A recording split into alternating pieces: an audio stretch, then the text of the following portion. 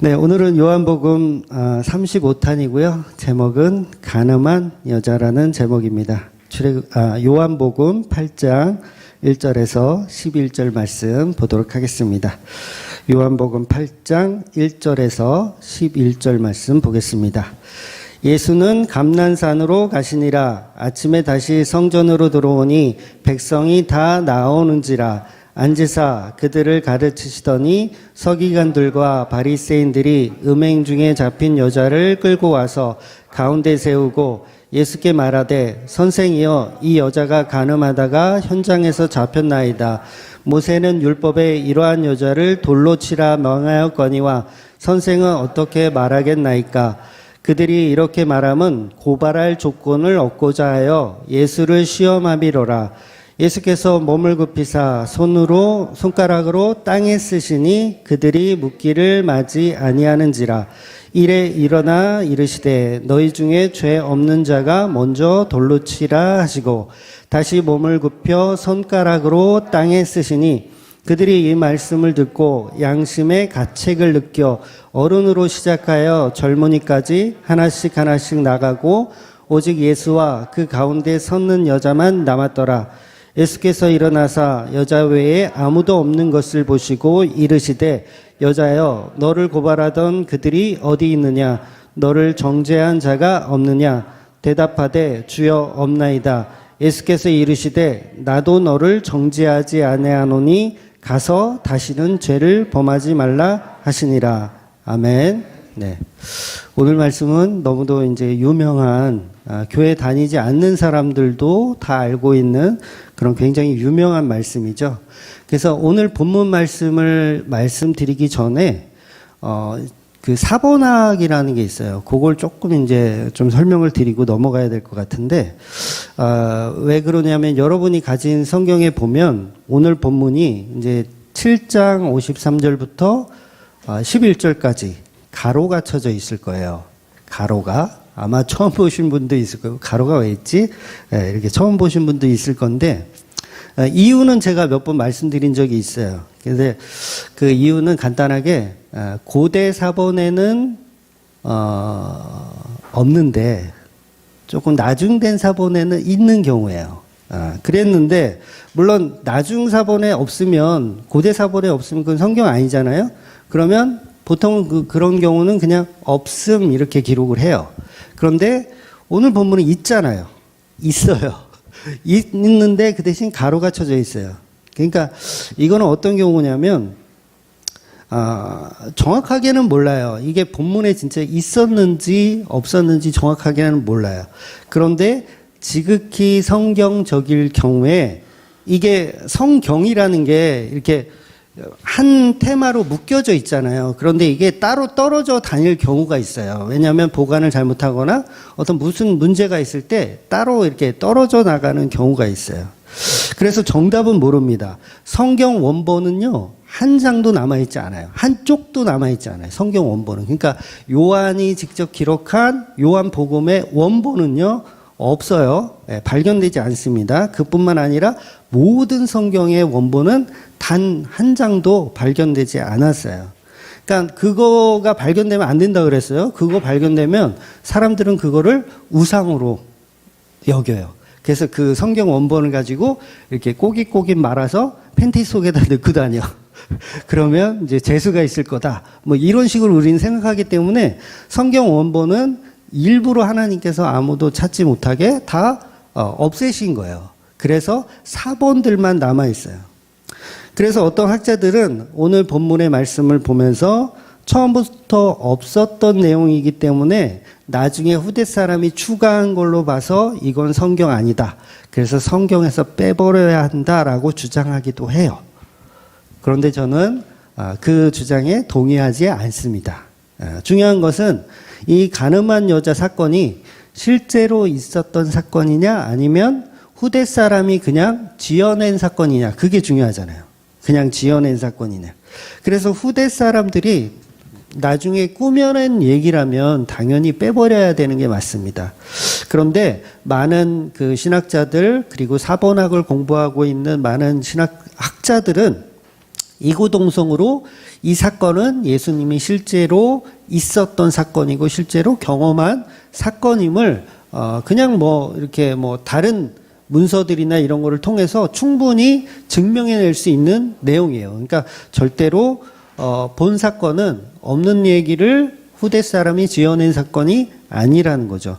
그래서 저는 개인적으로 이렇게 생각합니다. 어떻게 생각하냐면 제가 개인적으로 신학을 공부하면서 추론한 결론이에요.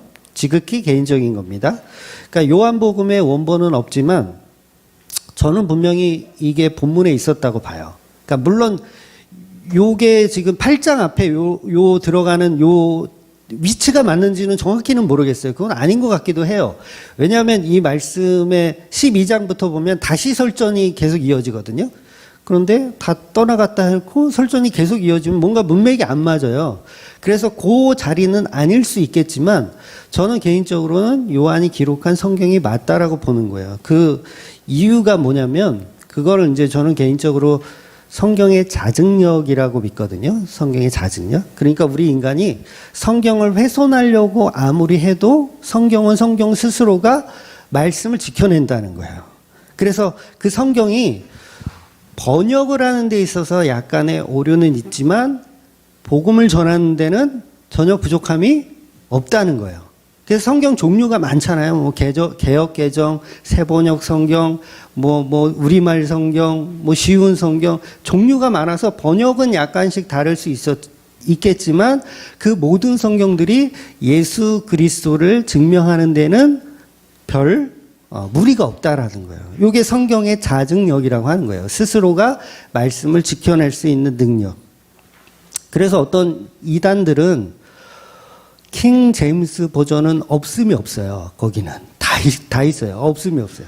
그래서 킹 제임스 버전만 성경이고 나머지는 다 가짜다. 이렇게 우기는 이단들도 있어요. 근데 그 자체가 이단이에요. 왜냐하면 킹 제임스를 우상화시키는 거예요. 그래서 완벽한 설교자가 없지 않습니까? 완벽한 설교자 있나요? 네. 없어요. 완벽한 설교자는. 그거하고 똑같은 거예요. 완벽한 번역본이 없지만 복음을 전하는 데 부족함이 없는 것처럼 저 역시도 마찬가지죠. 완벽한 설교를 하지 않지만 복음을 전하는 데는 부족함이 없는 것처럼 성경은 그렇게 성경 스스로의 자증력으로 우리에게 전달되어 오고 있다라는 거죠.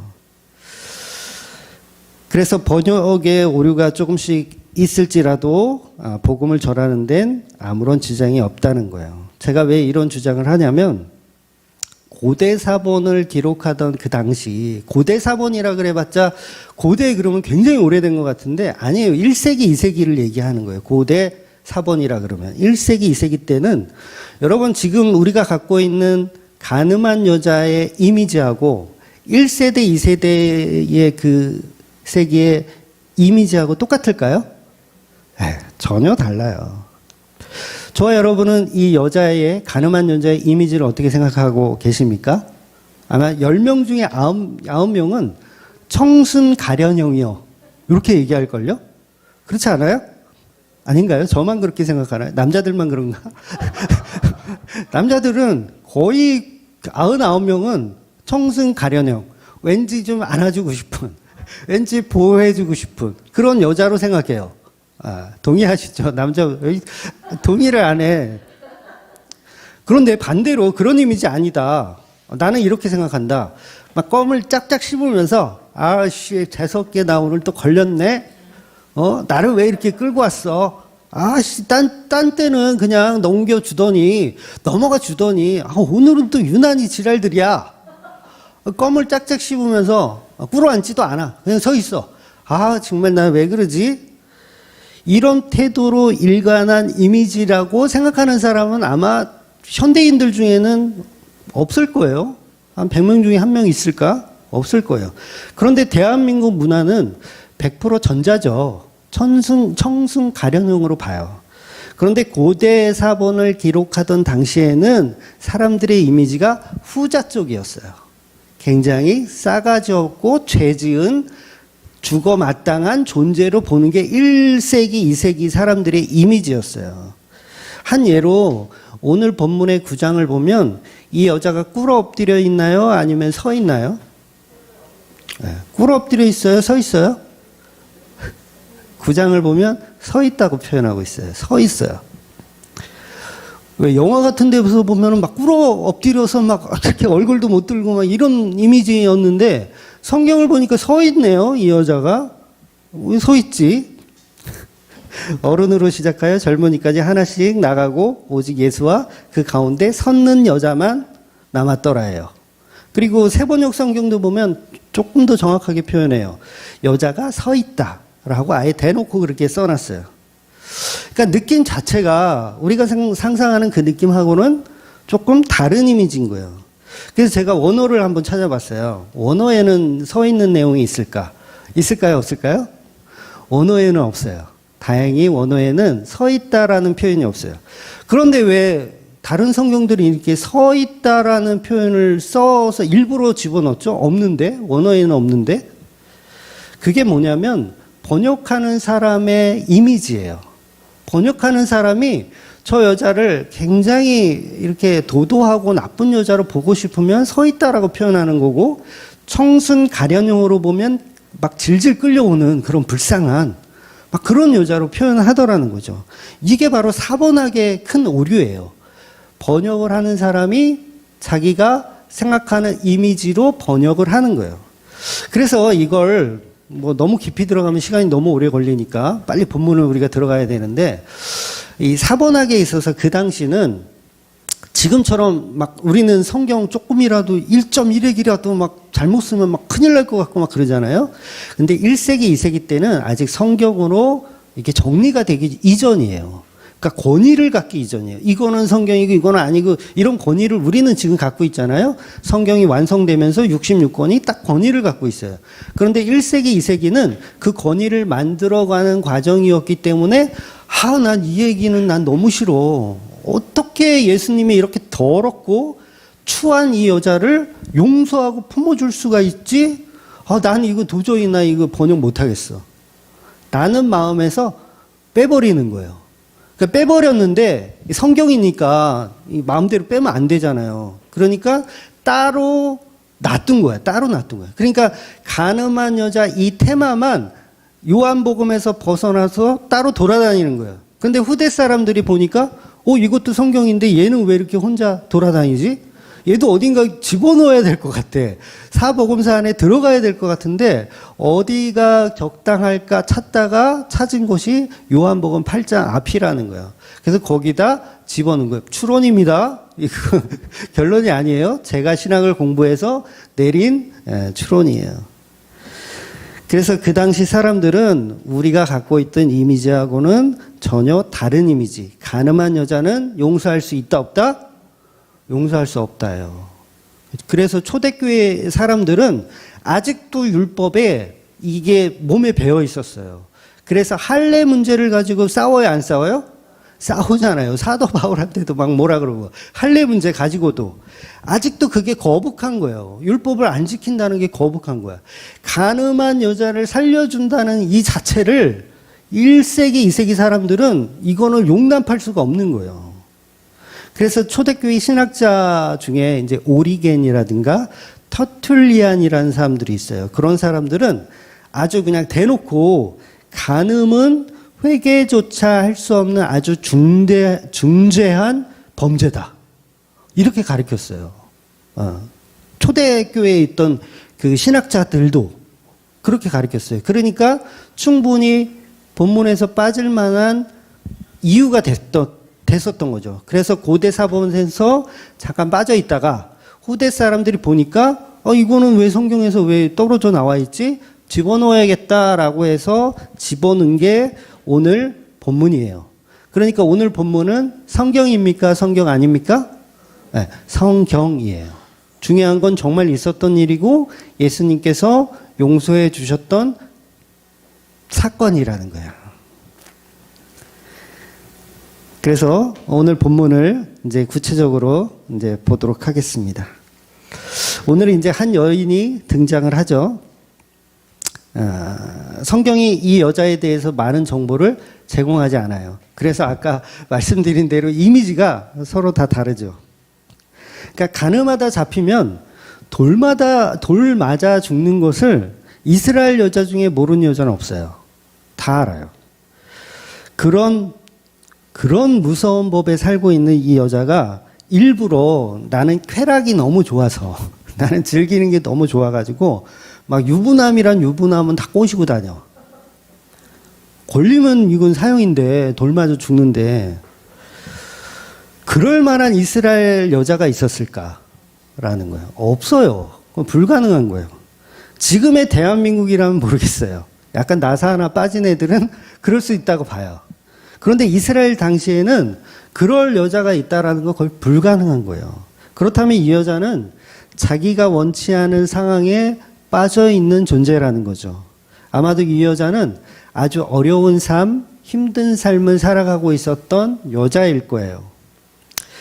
뭐 사랑하는 남편이 너무 자기한테 잘해주고 또 남편이 돈이 너무 많아요. 그럼 바람 필 일이 있나요? 네. 아닌가요? 필 수도 있나요? 너무 잘생겼어 남편이 또 뭔가 다 좋아. 그럼 바람 필 일이 없어요. 그러니까 어쩌면 이 여인은 천의 고아였을지도 모르겠어요. 삶이 너무 힘든 거예요. 그러니까 몸뚱이 하나로 어렵게 살아가는 창녀일지도 모르겠어요. 뭐 정확한 건 모르지만. 그러니까 저 어릴 때 금천에도 창녀촌이 있었어요. 오사번지라고. 역시 알아. 오사번지라는 창녀촌이 있었어요. 그리고 금천에서 20분만 차 타고 가잖아요. 우리 남자분들은 다 알 텐데 용주골이라고 하는 아주 전 세계적으로 유명한, 그러니까 미군들 중에 금촌이나 뭐 파주는 몰라도 용주골은 다 알아. 오히려 코리아는 몰라도 용주골은 알 정도로 그러니까 미군들이 그렇게 유명한 용주골이라는 창녀촌이 있었어요. 지금도 아마 소규모로 이렇게 있다는 걸로 들은 것 같은데, 거기 일하던 누나들이, 저 어릴 때 거기 일하던 누나들이 자기가 정말 좋아서 난 이 일이 너무 좋아. 그래서 그런 일을 하는 여자가 있었을까요? 네, 없어요. 제가 직접 인터뷰를 딴 건 아니지만 그 제 친구 중에 그 용주골 거기 그 창녀촌에 사는 친구가 있었거든요.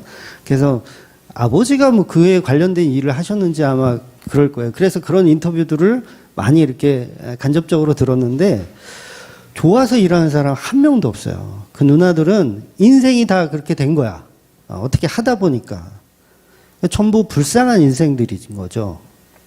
그래서 어쩌면 이 여자도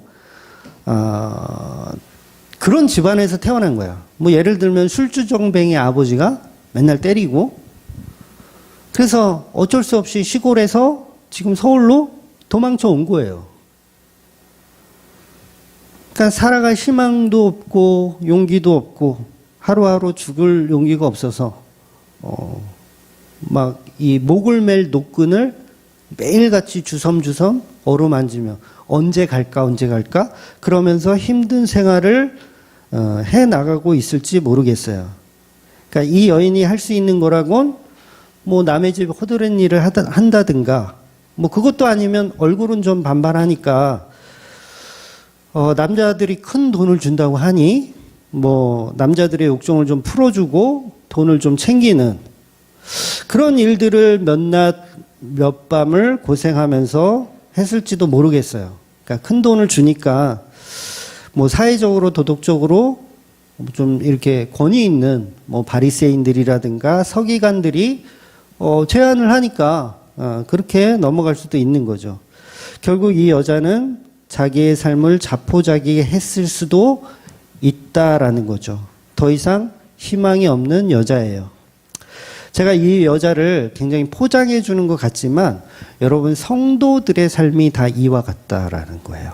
성도들의 삶이 태어날 때부터 막 이렇게 막 부잣집에서 딱 태어나가지고 뭐 이렇게 막 남부로 없이 사는 사람은 예수를 안 믿더라고요. 꼭 삶이 아주 치열한 사람들, 그런 사람들이 꼭 예수를 믿더라는 거예요. 그래서 이 여자의 삶이 결국은 우리의 삶과 별반 다르지 않는 그런 삶이라는 거죠. 그러던 어느 날 믿었던 서기관들과 바리새인들이 갑자기 자신을 끌고 갑니다. 그 여자를 끌고 가는 거예요. 갑자기 돌변을 한 거예요. 어느 날 돌변을. 마치 죽일 듯한 표정으로, 아니 그보다 더 비장한 각오로 마치 이 여인을 신에게 바칠 어떤 제물처럼 막 끌고 가는 거예요. 제물처럼. 그동안은 눈 감아주더니 그동안은 아무 말 없더니 비밀을 지키라며 용돈을 잘 주던 그런 사람들이 갑자기 나를 끌고 가서 돌로 쳐 죽이겠다라는 그런 마음으로 끌고 가고 있는 거예요. 그래서 성전 근처로 끌고 가더니 결국 어떤 젊은 남자 앞에 꿇어앉힙니다. 다짜고짜 그 젊은 남자에게 나의 그 간음죄에 대한 판결을 내리라고 이야기하는 상황이에요. 나를 죽일지 살릴지를 그 젊은 남자 보고 결정하라고 하는 거예요. 바로 오늘 본문에 나오는 간음한 여인의 이 상태가 요런 모습이라고 제가 개인적으로 시뮬레이션을 한번 해봤어요. 10계명의 7계명은 간음하지 말라라는 말씀이죠. 간음하다 적발되면 돌로 쳐 죽이는 것이 율법이었어요. 이 여자는 꼼짝없이 죽게 생겼습니다. 그래서 사람들이 예수님에게 다짜고짜 물어봐요. 이 간음한 여인을 모세의 율법에는 죽이라고 되어 있는데 당신은 38년 된 병자를 율법을 어기고 살려줬잖아요. 안식이라는 율법을 어기고 살려줬잖아요. 이것처럼 이번에도 이 여자를 율법을 어기고 살려주는지를 테스트해 보자는 거예요. 아주 그냥 유대인들이 아주 준비를 많이 했죠. 그러니까 여기까지가 이 여자와 유대인들의 심리입니다. 요걸 잠깐 접어두고요. 이번에는 유대인들의 심리를 한번 볼게요. 구약의 사람들은 모두 하나님이 주신 율법을 잘 지키면 복을 받고 구원을 받을 수 있다라고 믿고 있었어요. 물론 하나님도 내 규례와 법도를 잘 지켜서 행하면 내가 복을 줄 것이다 라는 말씀을 구약에서는 반복적으로 말씀하셨습니다. 그러니 히브리인들은 열심히 하나님의 주신 율법을 지키려고 노력을 했어요. 그래서 바리새파 운동까지 하면서 열심히 했습니다. 그러니 저와 여러분이 이런 히브리 사람이라면 율법을 잘 지키자고 서로가 서로에게 용기를 주고 힘을 주었을 거예요. 우리는 절대 우상을 섬기지 맙시다. 이렇게 얘기했겠죠. 바리새인들끼리. 우리는 절대로 살인하지 맙시다. 우리는 11조 떼먹지 맙시다. 안식일을 범하지 맙시다. 막 이렇게 율법을 나름대로 지키려고 노력을 했습니다. 그래서 랍비들이 모여서 이런 내용을 가지고 이제 설법을 서로 주거니 받거니 설법을 하는 거죠. 제가 여러분에게 어떤 경우라도 살인은 안 됩니다. 제가 랍비예요. 어떤 경우라도 살인은 안 됩니다. 그럼 여러분 아멘 하셔야죠. 아닌가? 아니면 예외가 있습니다. 살인을 하면 안 되지만 어떤 경우에는 살인을 할 수가 있습니다. 예외가 있다라고 얘기하면 그건 하나님의 율법의 위배가 되는 거예요. 그러니까 유대인들 입장에서는 예외가, 이게 예수님이 그 얘기를 하는 거거든요. 안식일에도 다 지켜야 하지만 예외가 있다. 그 얘기를 하는 거예요. 그러니까 율법 선생들이, 랍비들이 살인하지 마십시오. 이렇게 가리키는데 갑자기 살인하지 마십시오. 그러나 예외가 있습니다. 이래버리면 안 된다는 거예요. 그건 율법, 모세의 율법에 동의하지 않는 뜻이 돼버려요. 그러니까 하나님의 율법이 비논리적이라는 걸 유대인들은 절대 싫어합니다. 완벽한 율법이라고 보고 있는 거예요. 완벽한 율법. 왜? 하나님이 주신 거니까 이거 완벽할 수밖에 없다. 이런 프라이드가 있어요. 자부심이 있어요. 그런데 예수님이 그걸 부시고 율법의 딜레마를 계속 말씀하시는 거예요. 그런데 사람들이 들어보니까 예수님의 말씀이 논리적이거든요. 그러네? 예외가 있네?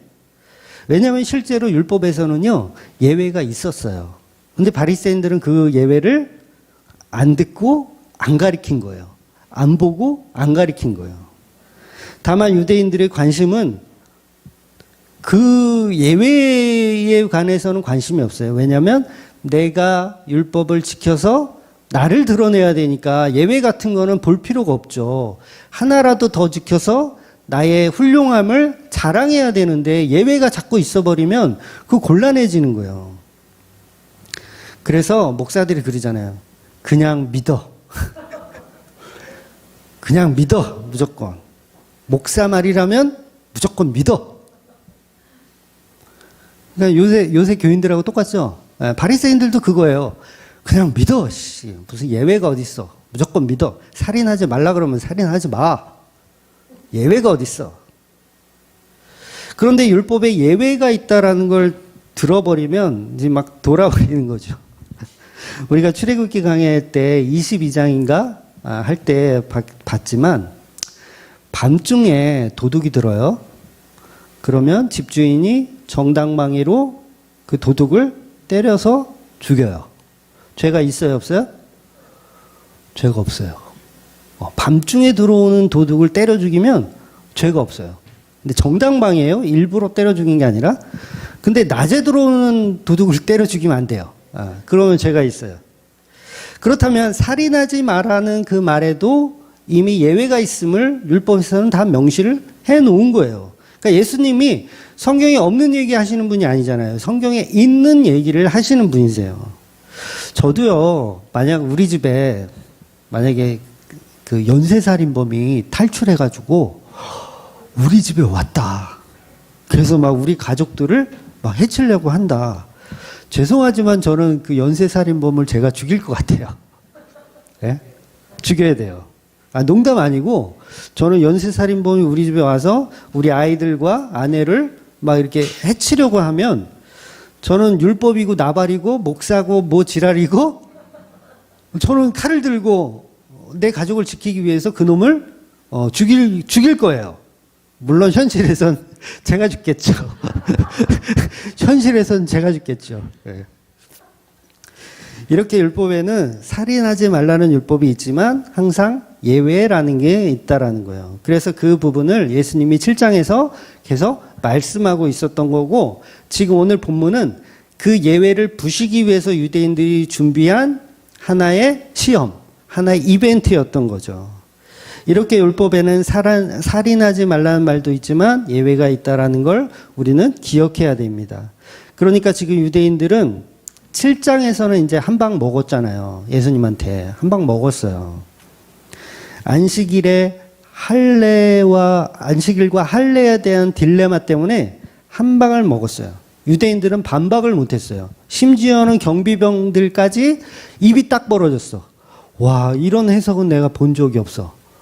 와, 저분 진짜 그리스도인 혹시 아닐까? 라는 생각까지 가진 사람도 있을 거라는 거죠. 완벽하게 1대0이에요. 한 방 먹은 거예요. 그래서 유대인들은 예수님의 논리를 반박해야겠다라고 노심초사한 끝에 이벤트를 하나 준비한 거예요. 그 이벤트가 뭐냐면 가늠한 여자를 현장에서 잡아다가 예수님 앞에 끌어다 놓고 재판하라는 거예요. 예수님을 시험하고 있는 거죠. 유대인들은 논리적으로 예수님을 끝장낼 수 있는 절호의 찬스를 잡은 거예요. 요즘 말로 하면 이건 빼박이에요. 빼박. 어떤 선택을 하든 빠져나갈 방법이 없어요. 완전 올무죠, 올무. 자, 모세가 율법에서 이러한 가늠한 여자는 돌로 치라 명령하였는데 예수 당신은 어떻게 판결하겠느냐. 만약 예수님이 이 여자는 돌로 쳐 죽이는 것이 맞습니다. 돌로 쳐 죽여야 합니다. 라고 하면 그간 예수님이 주장했던 자비와 긍휼, 38년 된 병자를 안식일을 범하면서까지 고쳐주고 해결해준 그 자비와 긍휼은 다 사라지는 거예요. 자기 주장이 위배가 되는 거예요. 예수님은 사람보다 율법을 더 중요하다고 이야기하는 꼴이 돼버리는 거죠. 율법이 더 중요하다. 공의가 더 중요하다. 그런데 예수님의 뉘앙스는 사람이 먼저다였거든요. 율법이 사람이 먼저다. 율법보다 사람이 먼저다. 그리고 또 한 가지는 그 당시 죄인을 죽여야 한다라는 판결을 내리면 그건 로마법에 어긋납니다. 사형 판결은 로마 법으로만 할 수가 있어요. 이스라엘은 할 수가 없는 법이에요. 그래서 로마법에 따라 처형해야 되는데 예수가 처형을 만약에 선고한다면 이건 로마법에 저촉이 되기 때문에 이건 체포될 깜이에요. 체포될 깜. 그래서 죽이라는 결정을 내리면 유대인들에게는 일거양득이에요. 두 마리 토끼 다 잡는 거예요. 죽이라는 판결을 내리면. 물론 돌을 던진 군중들도 로마법에 저촉은 돼요. 그들도 로마법에 저촉은 되지만 주동자를 예수로 만들 수 있거든요. 주동자를 예수로 만들 수 있기 때문에 유대인들은 얼마든지 할 만한 그런 상황인 거였어요. 그런데 반대로 이제 이 여자를 살려줘야 한다. 살려줘야 한다. 그러면 모세의 법을 무시하는 이단으로서 완전한 성령 모독이 되기 때문에 하나님의 말씀을 반박하는 이단이 되는 거예요. 왜냐하면 이 경우는 예외가 없잖아요. 이 가늠한 여자의 경우는 현장에서 잡혔기 때문에 예외라는 카드를 꺼냈을 수가 없어요. 왜냐하면 밤에 들어온 도둑이나 낮에 들어온 도둑이나 요거는 예외가 되는데 요거는 빼박이에요. 지금 예외가 없어요. 그래서 이 여자를 살려준다 그러면 이거는 이단이 돼버리는 거예요. 대법원의 모세의 율법을 어긴 이단이 되는 거예요. 빼박이에요. 이건 완전히 빠져나갈 구멍이 없어요. 여러분 고3 수학 문제 푸실 수 있을 것 같으세요? 못 풀어요. 그거보다 더 어려운 상황인 거예요. 고3 수학 문제는 찍기라도 하지. 2개 중에 하나 찍기라도 하지. 예수님은 2개 중에 하나 찍을 수도 없는 상황이에요. 뭘 찍든 이거는 체포당하고 끌려가게 생긴 상황인 거예요. 그래서 예수님은 땅에 엎드려 손으로 글씨를 쓰십니다. 갑자기 무슨 일로 갑자기 글씨를 쓰세요. 과연 뭐라고 썼을까? 물론 정확히 무슨 글자를 썼는지는 시아버지도 모르고 며느리도 모릅니다. 그런데 성경 전체를 근거해서 우리가 추론해 볼 수는 있어요. 예수님이 어떤 글을 썼을까? 그래서 이걸 성경을 조사해 보아야 되겠죠. 성경을 조사. 이게 사경이라고 하는 거거든요. 이게. 그래서 조사해 보면 성경에서 하나님이 직접 손으로 글씨를 쓰신 적이 3번이 나와요. 그러니까 첫 번째는 오늘 본문에 나오는 내용이고요. 그 다음에 두 번째는 맨 먼저는 이제 십계명. 십계명을 하나님이 이제 글씨를 직접 써서 주시는 거예요. 모세가 대필하는 게 아닙니다. 하나님이 직접 십계명을 한 번도 아니고 2번. 첫 번째 거는 모세가 깨부셔가지고 두 번째 거는 새로 만든 돌판으로 하나님이 직접 아무튼 십계명을 하나님이 써주세요. 그리고 또 한 가지는 이제 다니엘서에 나오는 메네 데겔 우바르신이라는 글씨를 하나님이 쓰세요. 그러니까 벨사사 왕이 막 이렇게 그걸 뭐라 그러죠? 하여튼 잔치하는데 글씨가 딱 써지는 거예요. 그러니까 그 뜻이 뭐예요? 너는 끝났다. 너는 뒤졌다. 이거예요. 너는 끝났다. 그러면 이 두 가지 글씨의 공통점이 뭐예요? 둘 다 율법으로 너의 죄를 드러내는 거예요. 그죠? 두 가지 다 그래요. 그러면 세 가지 다 내용은 뭐냐면 결국은 죄를 드러내는 내용인 거예요. 그러니까 예수님이 땅바닥에다 뭘 썼냐면 그들의 죄를 드러내는 어떤 글을 쓰신 거예요. 그래서 십계명은 죄를 지적하는 거고 이 손글씨는 다 너는 끝났다. 너는 이제 다 죽어야 돼. 라는 저주의 말이라는 거죠. 그래서 그건 저주였기 때문에 모세가 부시는 거예요. 그 십계명은 저주의 말이기 때문에 이게 적용되면 다 죽거든요. 그래서 부시는 거예요. 그래서 죄를 폭로하는 글을 예수님이 쓰셨다라는 거죠. 그래서 정확하게는 그들의 죄를 기록한 거예요. 누구의 죄냐면 돌을 들고 있는 사람들의 죄를 기록한 거예요. 예를 들면 이런 거예요. 남자는 어디 있느냐? 그런 거예요. 예를 든 거예요, 제가. 남자는 어디 있느냐? 또 두 번째는 글 2번 쓰시거든요. 두 번째는 내 놈들이 그 남자지. 네 놈들이 그 남자지. 이 두 번째 글씨. 이게 더 섬찟하죠? 네 놈이 그 남자지. 예, 이게 더 섬찟해요. 그러니까 처음 쓸 때는 남자는 어디 있느냐, 두 번째 쓰실 때는 그 남자가 내 놈이지. 예, 물론 추론입니다. 왜냐하면 레위기서와 신명기에 보면 간음을 하면 간음한 여자만 죽이는 것이 아니라 남자도 항상 같이 죽여야 돼요. 네, 남자도 같이 죽여요. 그러니까 간음죄는 남자 없이는 성립이 안 돼요. 남자가 항상 있어야 돼요. 그러니까 신명기 22장 22절을 한번 보겠습니다. 22절. 어떤 남자가 유부녀와 동침한 것이 드러나거든 그 동침한 남자와 그 여자를 둘 다 죽여 이스라엘 중에 악을 제할지니라. 그리고 또 레위기서 20장을 보면, 이건 내용이 기니까 안 볼게요. 여러 가지 간음에 대한 이야기들이 나와요. 근데 거기에 보면 입에 담기도 민망한 그런 간음에 대한 이야기가 나와요. 그러니까 근친상간에 관련돼서 뭐 시아버지와 뭐 하여튼 그런 얘기들 있죠. 근친상간에 관한 간음. 근데 공통적인 건 뭐냐면 둘 다 죽이는 거예요. 예를 들어서 뭐 시아버지와 며느리가 간음을 했다? 그럼 둘 다 죽이는 거예요. 둘 다. 이렇게 하면 이제 19금 설교가 되니까. 그런데 중요한 것은 반드시 둘 다 죽여야 된다는 거죠. 심지어는 이 20장에 보면 수간, 동물하고 하는 그것도 어떻게 해요? 동물이 무슨 죄가 있어. 동물도 반드시 같이 죽여라. 이렇게 표현하고 있어요. 같이 죽여야 돼요. 그러니까 여자 혼자는 이게 죄가 성립이 안 되는 거예요. 그런데 여러분, 간음 해보셨어요? 여러분, 간음할 때 현장에서 잡힐 수가 있나요? 간음을 할 때 현장에서 잡힐 수가 있나?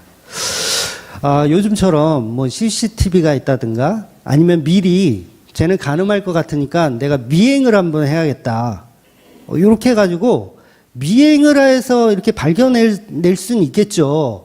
그게 뭐예요? 의도된 어떤 간음 현장을 잡는 거잖아요. 간음 현장을 잡을 수가 없어요. 왜냐하면 다윗의 경우도 간음 현장을 잡힌 게 아니라 그 나중에 이제 걸려든 거잖아요. 간음 현장은요, 예상하지 않거나 아니면 준비하지 않거나 뭔가 계획하지 않으면 잡기가 불가능한 범죄예요. 간음은. 우리 해보셨잖아요. 네, 농담입니다. 그러니까 무슨 말이냐면 남자들은 평소에 알고 지내고 있던 이 여자를 이용한 거예요.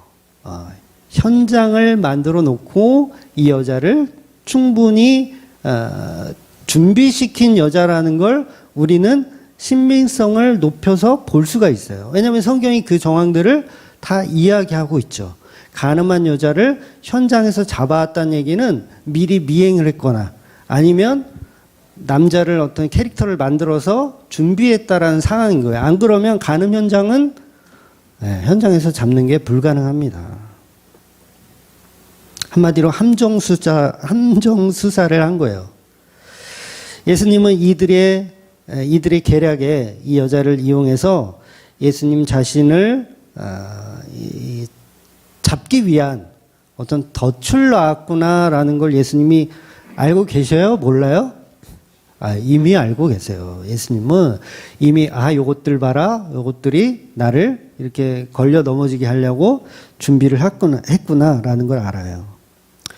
뱀은요, 에덴 동산에서 뱀은 하와를 꼬십니까? 아담을 꼬십니까? 네, 하와를 꼬셔요. 그런데 하와가 목적인가요? 아니죠. 하와는 도구예요. 하와를 통해서 아담을 범죄하게 하려는 게 마귀의 목적이에요. 그러니까 하와를 이용해서 아담을 범죄하게끔 만들어내는 게 목적. 그러니까 지금 이들의 목적은 이 여자가 목적이 아니에요. 간음한 여자를 이용해서 예수님을 잡으려고 하는 거예요. 하와를 이용해서 아담을 잡으려고 하는 그 마귀의 계략과 똑같은 거예요. 그래서 간음한 여자를 이용해서 예수님을 잡으려고 하는 이것. 그런데 아담이 건네준 선악과를 하와가 건네준 선악과를 아담이 뿌리치고 두들겨 패야 맞죠? 이게 정신 나가가지고 이거 왜 따먹었어 이거를 이렇게 혼내야 되는 게 맞는데 타락한 여자가 준 선악과를 아담은 타락하지 않은 상태인데 그걸 받아 먹더라는 거죠. 즉 예수님은 이 여자의 간음죄를 받아 먹으신 거예요. 여자의 간음죄를 알고도 받아 먹으신 거예요. 여러분 결국은 하와가 누구 때문에 살죠? 누구 때문에 살아요? 이거 아담 때문에 사는 거예요. 잘 생각해 보세요. 아담 때문에 사는 거예요. 타락하지 않은 아담이 타락한 여자가 건네준 선악과를 먹을 이유가 없어요. 그 여자를 사랑하니까 받아먹는 거예요. 이해가 되시죠? 사랑하니까 받아먹는 거예요. 한마디로 내가 같이 죽어줄게. 이거예요. 내가 같이 죽어줄게. 이게 십자가 이야기잖아요. 십자가 연합. 내가 같이 죽어줄게. 그러니까 예수님은 죄인된 우리를 끌어안고 같이 죽어주시는 십자가의 사랑을 표현하고 있는 거죠. 그러니까 오늘 본문도 성도를 사랑하시는 예수님이 간음한 여자가 건네준 그 죄를 뒤집어 쓰시는 거예요. 뒤집어 쓰시는 거. 그러니까 역으로 아담은 하와가 건네준 선악과를 먹음으로 인해서 사실은 어떻게 되냐면 반전이 일어나거든요. 어떤 반전? 가죽옷이라는 반전이 일어나요. 이 반전은 또 후대에 가서는 원시복음으로 기록되기를 역으로 마귀의 대가리를 여자의 후손이 밟아버린다고 하죠. 이게 뭐예요? 결국은 역설이에요. 예수님이 간음한 여자의 죄를 뒤집어 쓰면서 마귀의 대가리를 부시는 내용을 오늘 본문이 하고 있는 거예요. 그래서 대가리가 부셔진 사람들이 돌을 떨어뜨려 놓고 돌아가는 거예요. 이 개념을 이해하셔야 돼요. 그래서 예수님은 역설적으로 유대인들의 죄를 땅바닥에 기록하고 있는 거예요. 남자는 어디 있느냐? 남자는 어디 있느냐? 그러니까 군중들이 이제 오리발을 내밀겠죠. 뭔 헛소리냐? 빨리 재판을 내려라. 뭐 자꾸 저기 이상한 데로 돌리지 말고 말 돌리지 말고 빨리 재판을 해라. 그래서 본문에 보면 서둘러서 이렇게 빨리 얘기하라고 해요. 그래서 예수님 뭐라고 말씀하세요? 죄 없는 자가 돌로 쳐라 라고 선포하세요. 그리고 또 잽싸게 글을 땅바닥에 또 쓰세요. 혹시 개념 없이 죄 없는 사람은 돌로 쳐라 그랬는데 저같이 개념 없이 나 죄 없는데 그리고 던지면 안 되니까 예수님 빨리 고개를 숙여서 글을 쓰셨다는 게 아니라 뭔가 다급하게 빨리 전달할 메시지가 또 있었던 거죠. 그 남자가 바로 내 놈이다 라는 식의 죄를 한 번 더 정확하게 폭로해 내시는 거예요. 반드시 율법에서는 그 남자를 같이 죽여야 하기 때문에 그들의 양심은 가책을 받을 수가 없어요. 받을 수밖에 없어요. 그렇다면 보세요. 지금 이 간음했던 현장에 그 현장이 이벤트라는 것을 알고 있는 사람들은 찔릴까요? 안 찔릴까요? 다 찔리는 거예요. 이게 우리가 준비한 요거라는 걸 알고 있는 사람들은 다 찔리는 거예요. 왜냐하면 그 여자는 어떻게 보면 내가 알만한 사람이거든요. 소문난 창녀이거나 그런 쪽에 일을 하고 있는 사람인 걸 미리 알고 있는 사람이에요. 그도 아니면 그런 간음을 평소에도 이렇게 하고 있는 사람이라는 걸 알고 있는. 그래서 나이든 어른으로부터 젊은 남자까지 그 여자를 모르는 사람이 없었더라는 거예요. 모두 관계를 했다라는 게 아니에요. 오해는 하지 마세요. 모두 관계를 했다라는 게 아니라 이 자체가 이벤트라는 걸 알고 있다라는 거예요. 계략이라는 거죠. 예수님을 시험하기 위한 계략임을 알고 있는 사람들은 마음의 찔림이 올 수밖에 없는 거예요. 결국 그 남자는 어디 있느냐 했을 때 우리는 그 답변을 할 수가 없거든요. 왜냐하면 이건 우리가 준비한 세팅이기 때문에 그 남자가 바로 나거든요, 사실은. 이벤트를 준비한 내가 그 남자거든요. 결국 그 남자가 바로 나 자신이었다는 사실을 예수님이 폭로해 내고 있는 거예요. 만약 이 여자를 평소에 알고 있었다면 그들도 간음죄를 그동안 방조한 사람들이 되는 거예요. 똑같이 돌에 맞아 죽어야 된다는 얘기예요. 간음죄를 방조했다면. 그렇다면 그 남자는 한 명이 아닌 거죠. 이벤트를 계획한 모든 사람들이 그 범주 안에 들어가는 거예요. 즉 단순히 그냥 죄 없는 자는 돌로 던져라 했을 때 그냥 양심에 화인 맞은 저 같은 사람은 그냥 아무 생각 없이 던질 수도 있잖아요. 그런데 예수님의 그 메시지는 너무도 강력했었다라는 거죠. 그래서 예수님이 말씀하신 그 율법 때문에 이 사람들은 양심의 가책을 느끼는 거예요. 그 남자가 바로 나였다라는 걸 알게 되는 거죠. 그래서 이 가늠한 여자를 이용해서 예수라는 작자를 어떻게 해보려고 골탕을 먹이려는 그 남자가 바로 가늠한 상대방이라는 거죠. 예를 들면 이런 거예요. 아까도 말씀드렸다시피 밤에 들어오는 도둑은 때려 죽여도 된다 그랬잖아요. 밤에 들어오는 도둑. 그러니까 일부러 그걸 노리는 거예요. 밤에 들어오게 하는 거예요. 도둑을. 밤에 들어오게 해놨다가 때려 죽여야지. 그 마음으로 그 율법을 이용해서 때려 죽이면 죄가 있어요, 없어요? 이건 더 나쁜 죄예요. 더 나쁜 죄. 예수님이 그 말씀하시는 거예요. 율법을 이용해서, 오히려 이용해서 밤에 들어오는 자는 죽여도 되니 막 이용하는 거죠. 막 금은보화가 있는 것처럼 꾸며놓고 밤에 이 진열을 딱 해놓고 들어오기만 해봐라. 내가 아주 야곱바따로 저를 죽여야겠다. 바로 그런 케이스였다라는 거예요. 그러니까 이 여자에 관해서 무리들은 다 알고 있었다라는 거죠. 어쩌면 나도 번호표를 뽑고 순서를 기다리는 그런 남자에 불과했었다라는 거예요. 제가 몇 년 전 그 뉴스에서 이런 뉴스가 가끔씩 나오잖아요. 어떤 시골 마을인데, 시골 마을이에요. 강원도 어느 시골 마을인데 지적 장애를 가진 아이를 수년간, 8년인가 막 9년인가 동안 마을 사람들이, 마을 아저씨들이, 말이 아저씨들이지 나이대를 보니까 다 60대, 65세, 막 70, 막 이런 노인들이야. 그 여자애를 수년 동안, 7년, 8년 동안을 다 그렇게 겁탈을 한 거예요. 여자애 하나를. 온 동네 사람들이 다. 그게 뉴스에 나왔던 적이 있어요. 그리고 그 비슷한 사건들이 뭐 그것이 알고 싶다에서도 몇 번 방영한 적이 있거든요. 그러니까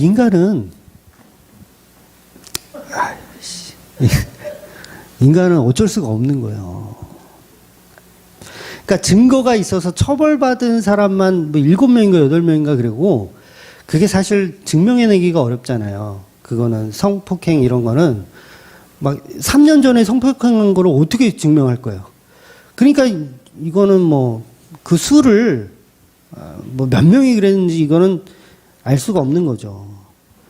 그러니까 인간은 이렇게 죄가 가득하다는 거예요.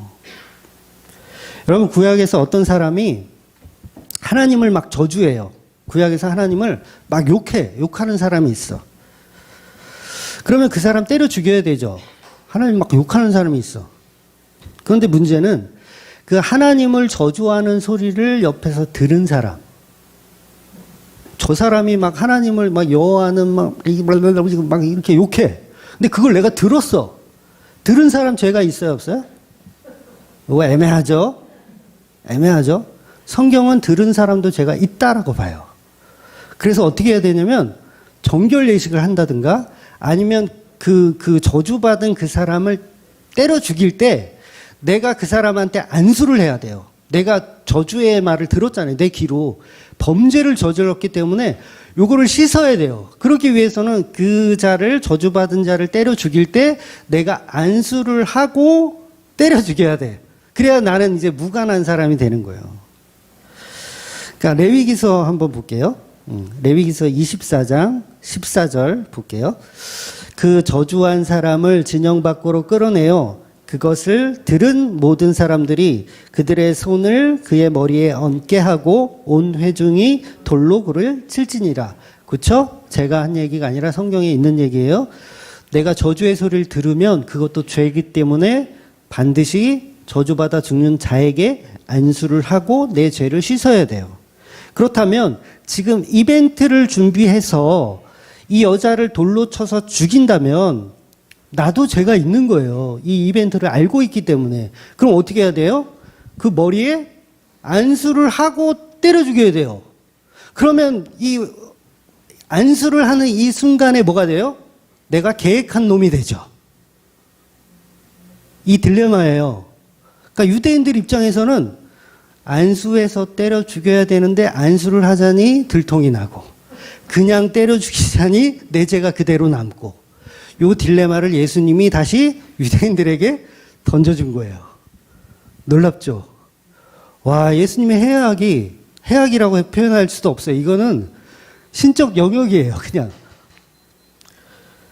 그러니까 유대인들은 오히려 골탕을 먹이려다가 자기들이 골탕 먹은 상황이 된 거예요. 그러니까 돌을 놓을 수밖에 없죠. 돌을 놓을 수밖에 없는 상황이 된 거예요. 그래서 예수님이 죄 없는 자는 돌로 치랴라는 말씀을 했을 때 그들은 안수를 하고 죽여야 되는데 이게 할 수가 없는 상황이 된 거예요. 그러니까 그 여자와 전부 우리는 유대인들은 간음한 남자였던 거죠. 그가 평소에 간음하는 여자라는 것을 알고 있어서 묵인했다거나 아니면 지금 이 상황이 우리가 준비한 계략이라는 걸 알고 있는 그 사람들은 돌을 내려놓고 돌아갈 수밖에 없는 상황으로 예수님이 만들어 버린 거예요. 그러니까 아무도 돌을 던질 수가 없는 거예요. 결국 죽이지 못하고 어른에서 젊은이까지 돌을 내려놓고 돌아갈 수밖에 없었던 겁니다. 그래서 율법에는 항상 딜레마가 이렇게 있어요.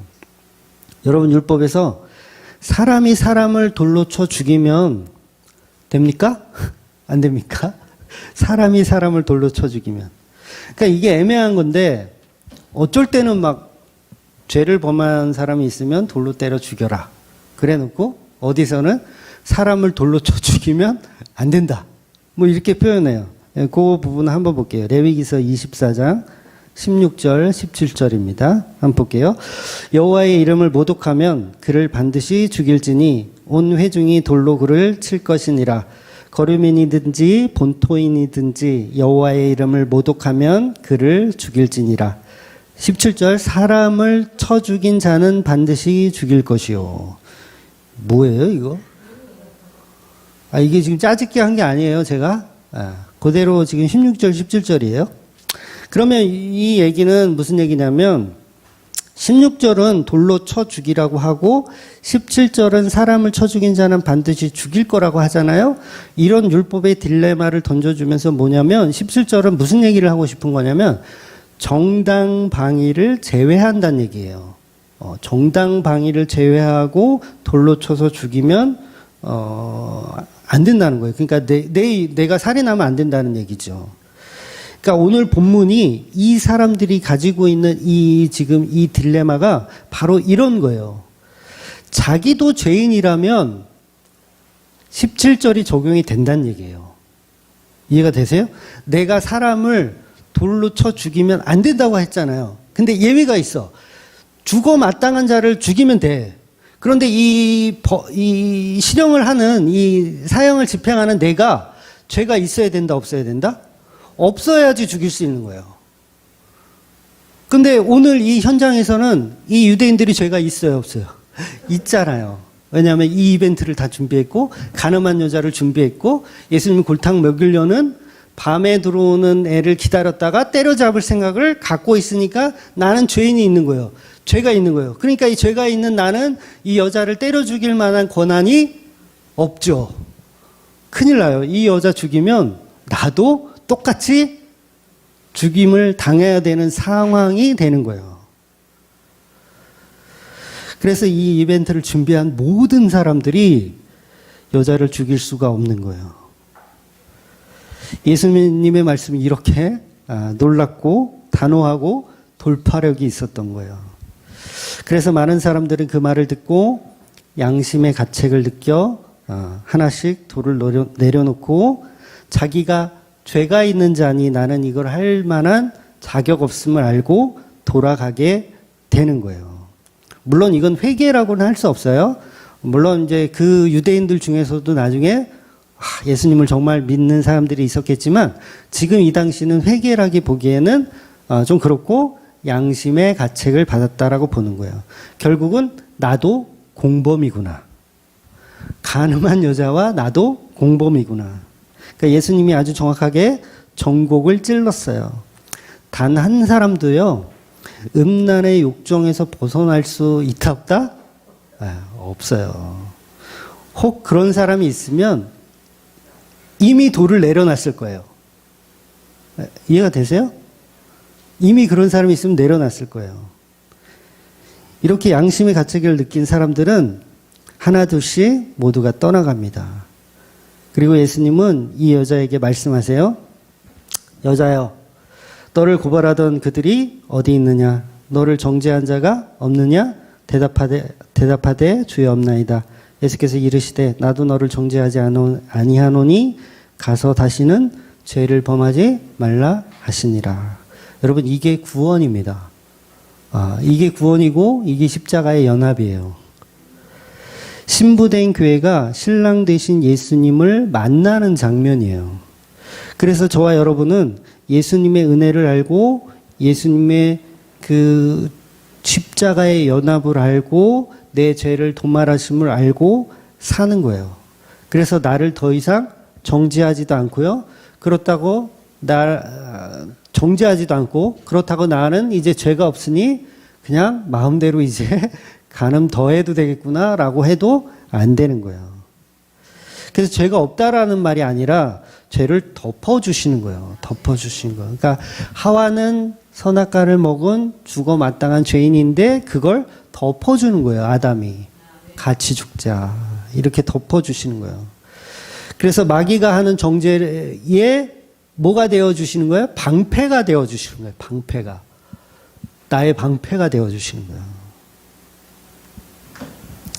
그러니까 아담이 선악과 왜 먹어요? 너의 방패가 되어줄게. 왜냐면 죽어야 되거든요. 죽을 때 죽더라도 내가 너의 방패가 되어줄게. 그거예요. 네. 여러분, 사랑하시면 그렇게 될 것 같지 않아요?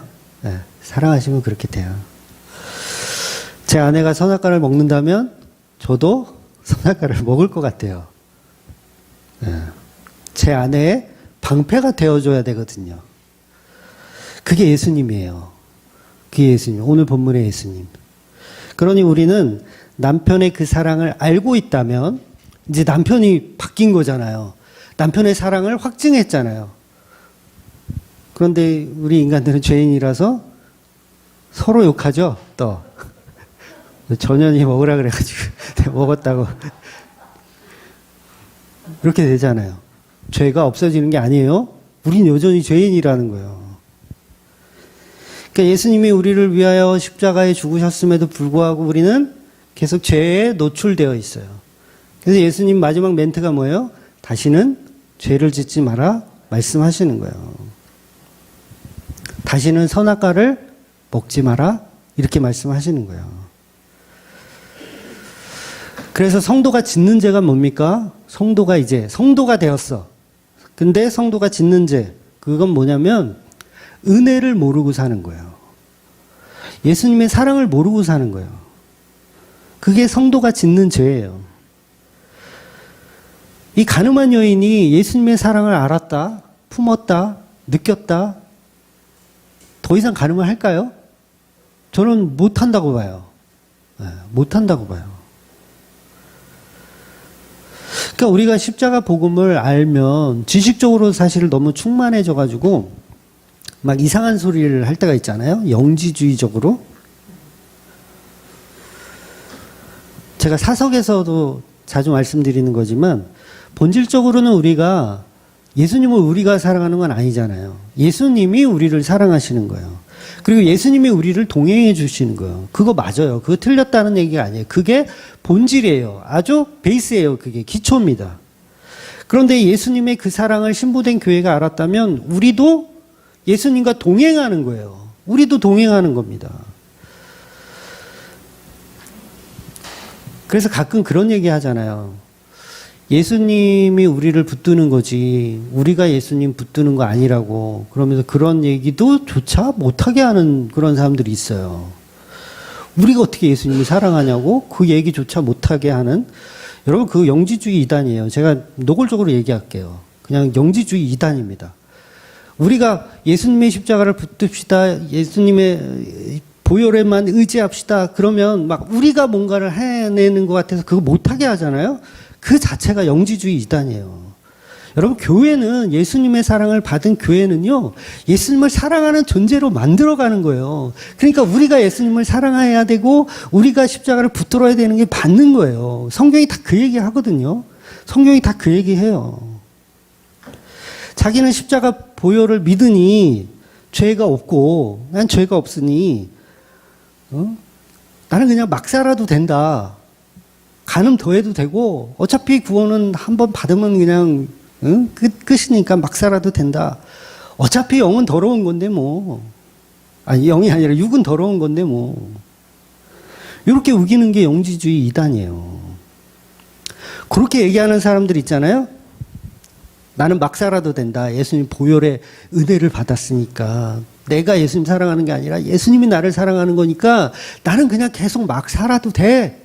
막 그런 사람을 코하고 입을 한 1분만 딱 막아보세요. 어떻게 할까요? 살려달라고 발버둥 칠걸요? 안 그럴까요? 살려달라고 발버둥 칠 거예요. 그게 뭐예요? 지 살겠다고 하는 거 아니에요. 그러니까 자기 살겠다고 숨쉬고 있었던 걸 모르는 거죠. 그동안 자기 살겠다고 숨쉬고 있었던 걸 모르고 있는 거예요. 그러니까 우리는 이 세상을 사는 동안 계속 죄를 범하기 때문에 그 죄를 이겨내기 위해서 예수님의 사랑으로 이겨내기 위해서 노력을 해야 됩니까? 안 해야 됩니까?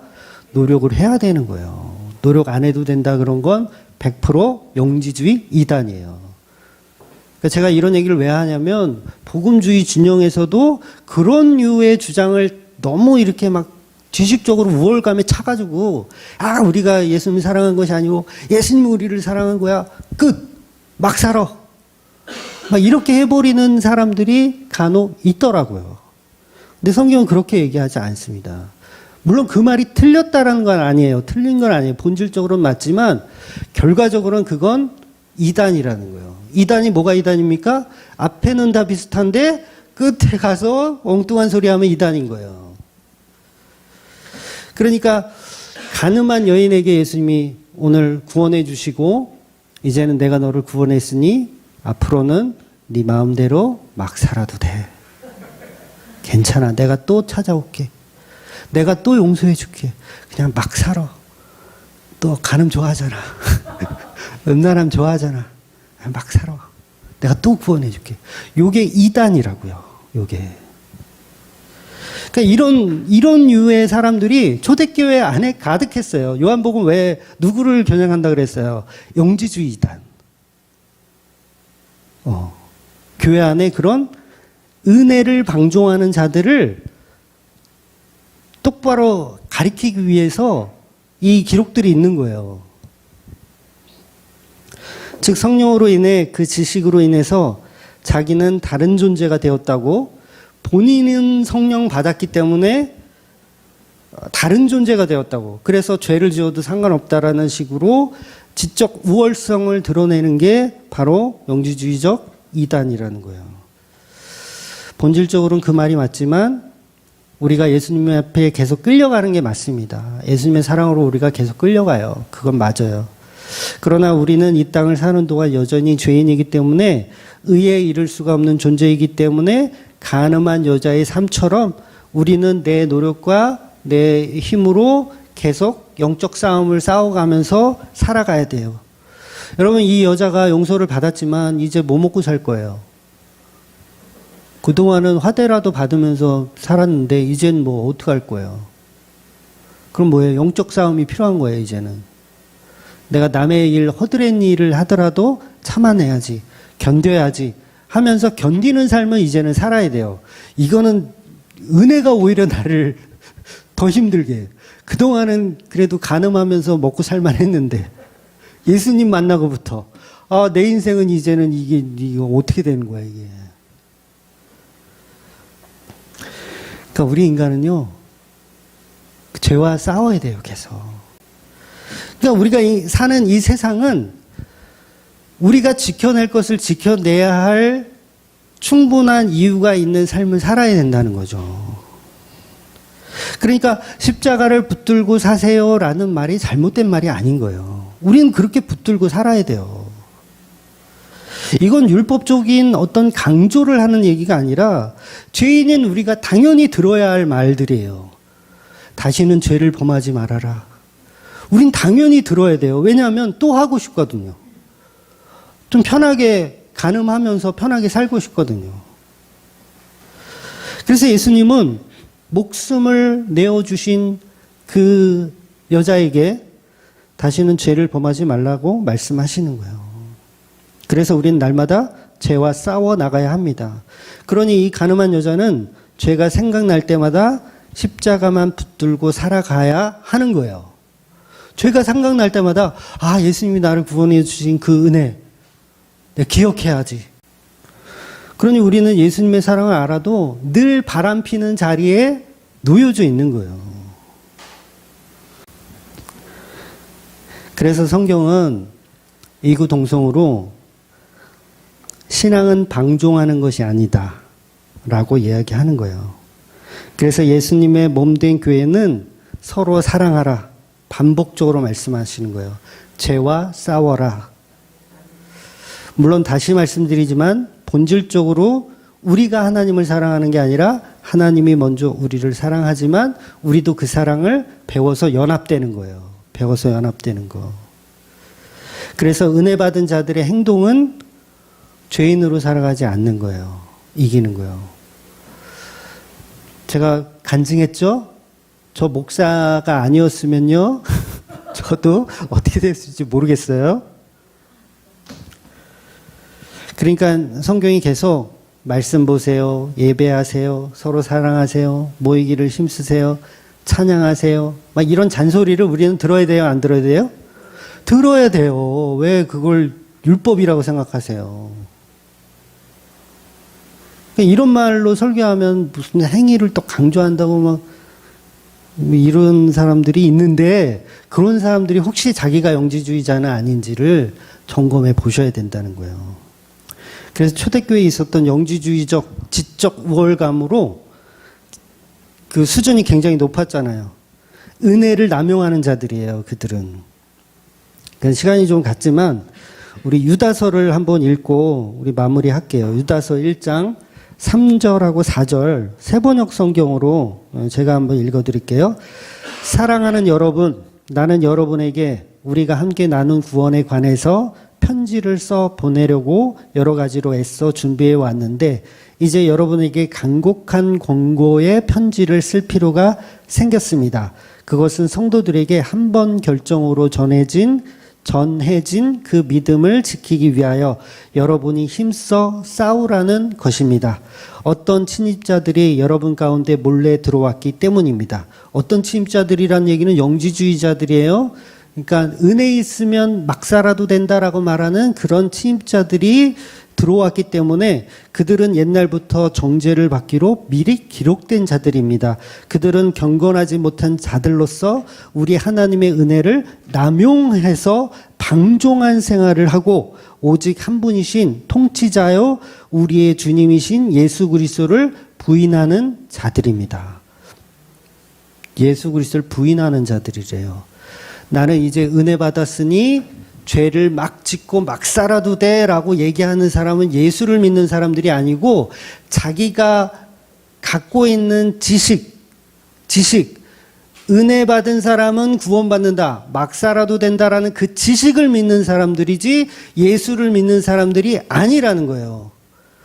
그러니까 성도는 계속 죄와 싸우면서 내가 가늠한 여자였구나, 그 은혜를 내가 받았는데 내가 이렇게 살면 되나 라는 걸 계속 묵상하면서 사는 거예요. 그래서 십자가만 붙들고 살아야 되는 게 맞습니다. 그거 아니라고 좀 우기지 좀 하세요. 우리는 십자가만 붙들고 살아야 돼요. 우리가 어디를 붙들고 살 거예요? 이제는 과거는 버리고 내 신랑 대신 예수 그리스도만 남편으로 모시고 사는 거예요. 그렇게 사시는 저와 여러분이 되시기를 주의 이름으로 축원드리겠습니다. 아멘. 기도하겠습니다.